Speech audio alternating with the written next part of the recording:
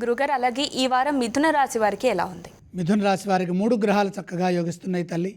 ప్రధానంగా లాభంలో చంద్రుడు, ద్వితీయంలో శుక్రుడు, దశమంలో రాహువు. దశమంలో రాహువు కార్యసిద్ధినిస్తారు. ఎంత కష్టపడితే అంత శుభ ఫలితాలను ఇవ్వటంలో రాహు ముందుంటాడు. కష్టపడకుండా శుభగ్రహాలు యోగిస్తాయి. పాపగ్రహాలు కష్టానికి తగిన ప్రతిఫలాన్ని అందిస్తాయి.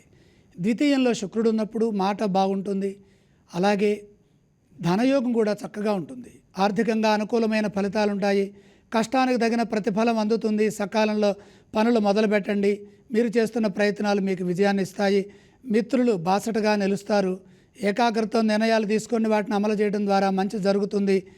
ఏ విషయాన్ని లోతుగా ఆలోచించవద్దు. ఆంతరంగికమైన విషయాలను ఇతరుల వద్ద ప్రస్తావించవద్దు. కొన్ని విఘ్నాలు ఇబ్బంది కలిగిస్తాయి. ఆశయం సిద్ధించేంత వరకు ధైర్యంగా ముందుకు సాగాలి. నిరుత్సాహపరిచేవారు ఉంటారు.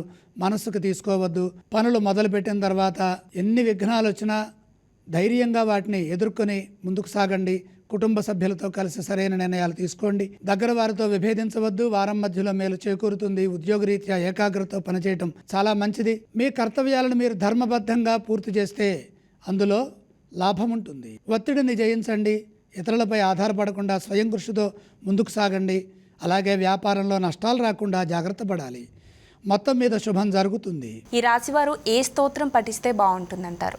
మిథున రాశి వారు నవగ్రహ శ్లోకాలు చదువుకోవాలి. మరి ఈ రాశివారు ఈ వారం ఏ ఆలయాన్ని సందర్శిస్తే బాగుంటుంది? నవగ్రహాలని దర్శించండి. అలాగే ఈ రాశివారు ఏవేవి దానం చేస్తే బాగుంటుందంటారు?